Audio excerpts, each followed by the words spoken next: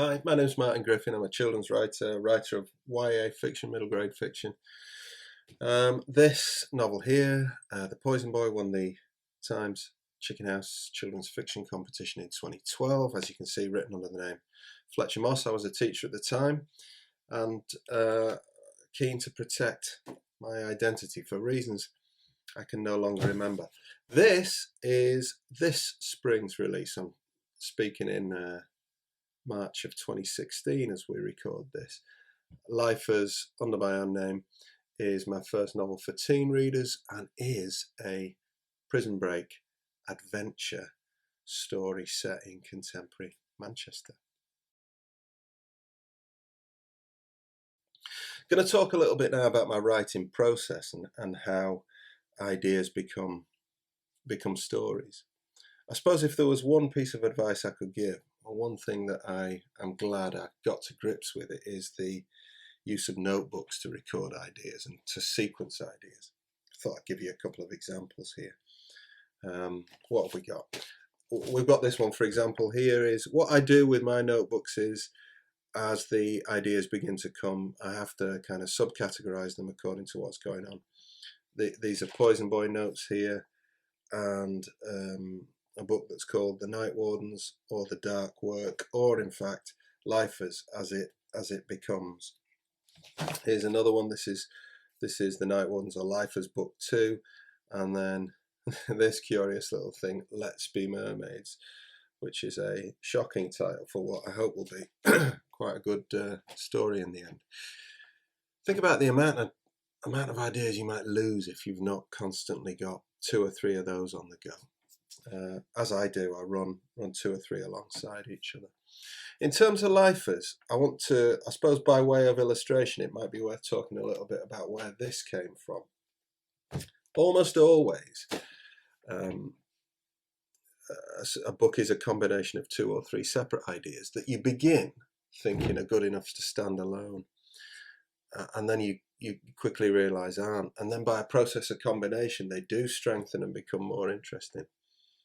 I was at the Whitworth Art Gallery in Manchester some years ago now, looking at a video installation by an Irish professor and artist called Willie Doherty. The piece is called The Visitor. What an astonishing piece of work it was. Doherty had kind of spliced together 2 types of shot during this video. One was of Belfast high-rise flats, probably shot, I'm guessing, at 4:30, 5 in the morning or during the summer. So the light is beautiful, the pre-dawn kind of light is beautiful, but of course there is total emptiness and silence, and the camera rises and circles these Belfast tower blocks. He then cuts these with shots of a forest just outside Belfast, and the camera is moving low and slow through roots and undergrowth and shrubs and bushes, through leaf mould and so on. It's very sinister, dark, and the movement from, I guess, the housing estate to the forest to the housing estate is really powerful, really quite affecting. There's a voiceover. I can't remember much of what is said except for the closing lines, which are, at night the city streets became a forest. And that was the starting point for Lifers, really. And you might not think so. This is not a novel that's in any way intimately connected with that experience. But the idea that city streets might become a forest, the idea that a city might transform itself at night, was a really interesting one. Now, I thought that might be enough, but it wasn't. It needed 2 or 3 more ideas to kind of, I guess, accrete alongside it, or begin to kind of grow into it. I misread a private number plate on the back of a car. I thought it said Carrick the Shadow. Very quickly realised it didn't, but the name Carrick the Shadow became suddenly fascinating for me, and I wondered who Carrick the Shadow might be. Now, Carrick the Shadow doesn't end up in life as he becomes a character called Jonathan Shade. What? And so I had this idea that a city might transform at night. I had the idea of a man for whom this transformation would be normal. And what interested me then was the sense of wonder an outsider might get if they experienced this transformation of the city for the first time. Not a literal transformation, a discovery of a secret world that opens itself up. I was talking with a student shortly after I began to cook these ideas up, and she said, if I ever ran away from home, she said, I'd come and camp in the school grounds. And she was playfully kind of discussing what it would be like. I've decided exactly where I'd pitch my tent. It's going to be at this little place behind the English block because there's a high wall and no one will be able to see you. And we were fooling around talking about what it would be like if a group of lessons were going on at night, and she discovered them for the first time. That idea of night transforming a familiar place into something frightening and new fascinated me. So what was I saying? Yeah, you need a character for whom this new world is going to be wonderful and strange, a Dr. Watson to your Sherlock Holmes. So I began thinking about who could we throw into the middle of this, for whom it would be hugely disorientating and frightening. And then a character begins to emerge, and you begin to think about what are they like, what do they dislike, what are their obsessions, what are their fears, what's going to make this journey into this nocturnal city particularly threatening for them. I guess finally, I'll try and demonstrate this if I can find the right page. What starts happening is you begin to sequence a set of events. These are some Poison Boy notes here. Maybe it's not in this one. Maybe it's in this one, bear with me. And you start putting a number next to them and planning what a plot might be. There's a lot of examples, all of which I'm failing to find here, of me. Can't find them.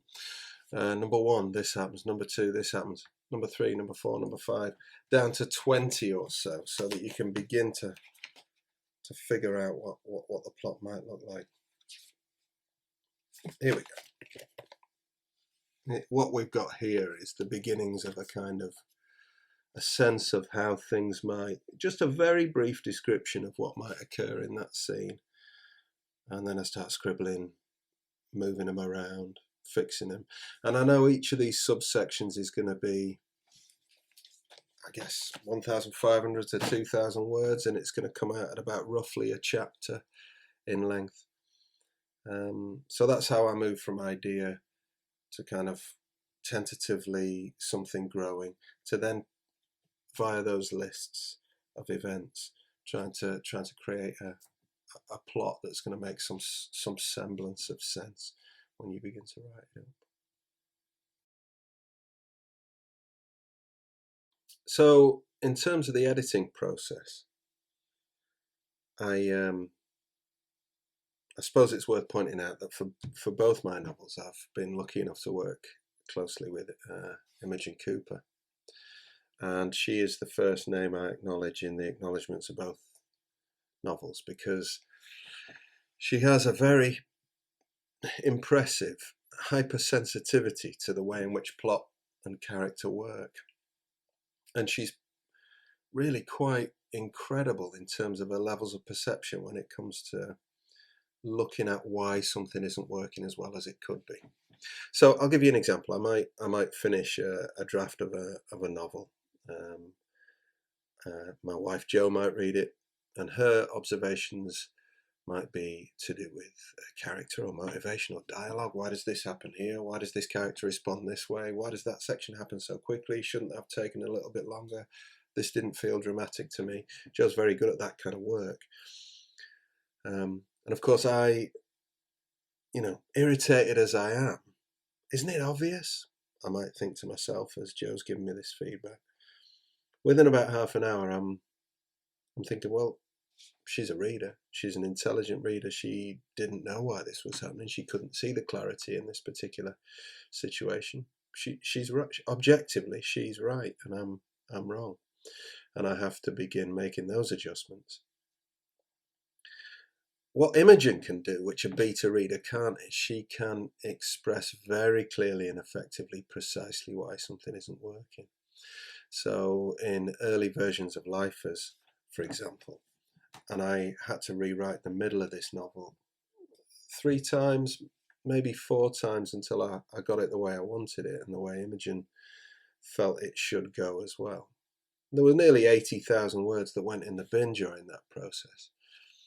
What Imogen was particularly good at, totally invaluable, is saying, yeah, this isn't working, and it's not working because number 1, number 2, number 3. And very often talking with an editor, it's almost like an epiphany. You almost see, the veil of kind of the chaotic veil of kind of ignorance comes off your eyes, and you think, what am I doing? Why did I do it that way? What on earth was I thinking? She's right, of course she's right. That happens a lot working with someone who's giving you that feedback loop, and I think who's constantly giving you a sense of where the story's going, where it's working, where it's not working. Increasingly, I've begun to think that every really great story is a result of long discussions like this.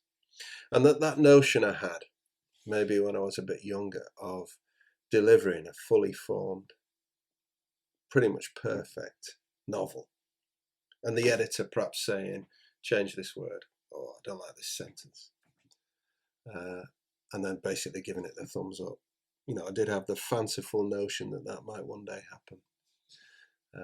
It's nonsense. That's never the way in which a book is created. So don't be tempted as you're working on your own novel or looking at finished novels on bookshelves to ever believe the narrative that this writer created something beautiful, perfect, that it was waiting to be discovered and they kind of carved it out of the stone, like those notions of that artists or sculptors will kind of share sometimes, that a statue was simply waiting to be found in this kind of hunk of raw stone. It's not like that with novels at all. The story's not waiting to be told. It's a discovery for the writer as they go through it, and many times they head off in the wrong direction, and a patient editor has to get them back on track. So do I enjoy the editing process? It can be hard sometimes, listening to someone say, no, you've got this wrong again, and this time you've made a different mistake. It's this, or it's this, or it's this. But just as often, it's a complete epiphany, a moment of kind of joyous realization when someone tells you, this is the mistake you're making. Oh, of course it is. Brilliant. I know what I'm doing now. The best bit about editing is line edits. Once you've got the structure of the story right, once you know you're telling, broadly speaking, a good story, an interesting, dramatic story, once you're deep in the process of actually making the writing better, it's fab. It's really good, and I take great pleasure in that. And obviously, I think if I had any advice for people working on a novel, hoping to get it published, it's to take as much feedback as you can, to listen carefully and reflectively to that feedback, and to acknowledge that people who are giving you this feedback have a unique objectivity that you can never have because you're deep inside the story as you work on it.